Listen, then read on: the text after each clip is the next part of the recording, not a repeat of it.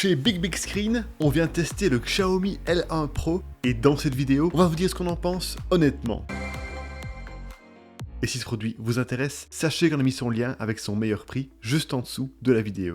Ce vidéoprojecteur a un design compact et minimaliste. Il mesure 21 par 19 par 13 cm pour un poids de seulement 2 kg, ce qui le rend aisément transportable. À l'avant, on trouve une focale à projection de très courte portée et une caméra. Les deux haut-parleurs de 5 watts chacun sont situés sur les côtés et le bouton d'allumage est sur le dessus. À l'arrière, on retrouve un port jack 3,5 mm, un port USB-A 2.0, un port HDMI et l'entrée d'alimentation. Enfin, en bas du projecteur, il y a des pieds antidérapants afin de le maintenir solidement en place. Comme accessoire fourni dans la boîte, on trouve une télécommande infrarouge, le câble d'alimentation secteur et le manuel d'utilisation. Notez qu'en dessous de l'appareil, il y a un pas de vis de 1/4 de pouce dont la profondeur va jusqu'à 8 mm.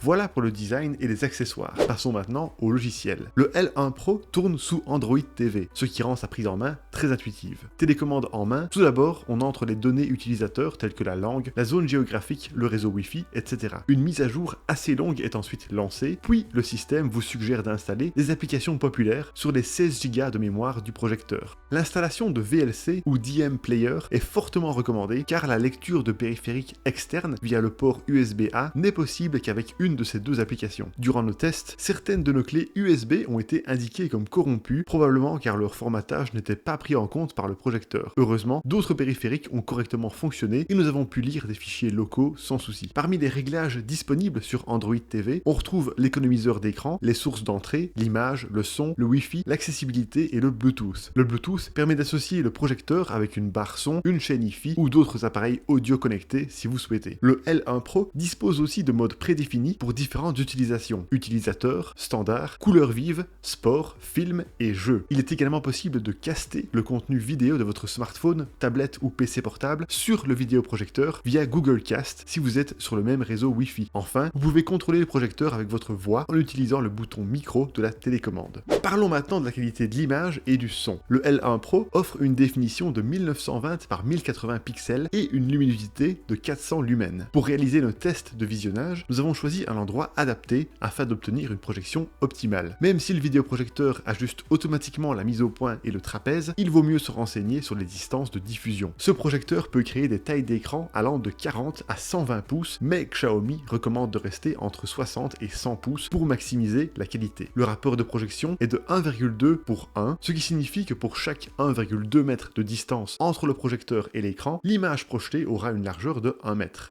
La mise au point s'est faite automatiquement grâce à la caméra de perception. Ensuite, nous avons essayé le focus manuel dans les paramètres du projecteur. Une molette s'affiche alors à l'écran et on passe de gauche à droite avec les boutons de la télécommande pour obtenir la correction souhaitée. La mise au point est facile à faire. Pour tester les différentes caractéristiques de l'image, nous avons choisi un écran de 80 pouces à une distance de 214 cm, ce qui correspond au milieu de la tranche que Xiaomi recommande pour obtenir une image de qualité. Nous avons testé la luminosité de 400 lumens de ce projecteur dans différentes conditions d'éclairage en utilisant des scènes contrastées de la série The Witcher. Dans le noir complet, le projecteur dévoile les détails sombres et leur texture et le rectangle de projection est visible. Avec les rideaux légèrement ouverts, ces détails restent perceptibles mais l'image s'adoucit sous l'effet de la lumière ambiante. Les zones très lumineuses, quant à elles, conservent leurs détails sans surexposition. Les cheveux blancs sont visibles sur fond sombre, même lorsqu'ils sont éclairés par une source intense, comme une torche. Pour aller plus loin, nous avons testé la représentation d'une mire de netteté sur l'écran de projection. On observe un léger flou et de petites vibrations dans les motifs fins. Les lignes sont moins distinctes et des zones avec des motifs parasites sont visibles. Le cercle reste identifiable, mais manque de précision. Ensuite, afin d'analyser la précision des couleurs produites par le projecteur, nous avons comparé son rendu d'un paysage verdoyant avec celui d'un ordinateur portable HP Victus. Sur l'écran du PC portable, les teintes de vert sont fidèles et pas excessivement éclatantes, ce qui suggère une colorimétrie relativement neutre. Le contraste reste bon sans pousser la saturation. Avec le Xiaomi L1 Pro, les verts sont nettement plus vifs, donnant une impression de saturation augmentée artificiellement. Ça rend l'image plus spectaculaire, mais moins réaliste. Côté son, ce projecteur intègre deux haut-parleurs de 5 watts certifiés Dolby Audio. Pour les tester, nous avons lancé une séquence de poursuite intense dans le film Extraction à 60% du volume. Les haut-parleurs ont réussi à bien restituer les dialogues et les aigus, mais ils ont eu du mal avec les explosions graves.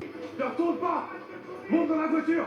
Monte dans la En bref, la qualité audio est correcte, mais si vous souhaitez une immersion sonore complète, il est préférable de connecter des enceintes ou une barre de son. Passons maintenant à nos tests de performance gaming et de mesure du bruit du ventilateur. Ce projecteur est équipé d'une puce MT9630 et de 2 Go de mémoire RAM DDR3. Bien que la RAM n'ait rien d'impressionnant, la puce se situe quant à elle dans le milieu de gamme des vidéoprojecteurs. Elle est capable d'offrir de bonnes performances de décodage et de traitement d'image, même avec du contenu 4K HDR. Pour nos tests de performance, nous avons connecté une Nintendo Switch et un ordinateur portable gamer HP Victus. Le vidéoprojecteur a directement changé la source vers le bon port HDMI. Nous avons également sélectionné le mode jeu dans les paramètres d'image afin d'évaluer la réactivité à l'écran. Par rapport au mode standard, l'expérience a été légèrement plus fluide avec un temps de réponse plus court. Le type de jeu diffusé peut avoir un effet sur le taux de rafraîchissement du vidéoprojecteur. En effet, le nombre d'images par seconde perçues à l'écran change radicalement entre un FPS ou un jeu de plateau. Pour un jeu comme Mario Party, allant jusqu'à 60 images par seconde, le mode standard suffit largement. A l'inverse, Call of Duty nécessite un taux de rafraîchissement de 120 images par seconde, étant donné sa pratique basée sur la vitesse et le réflexe.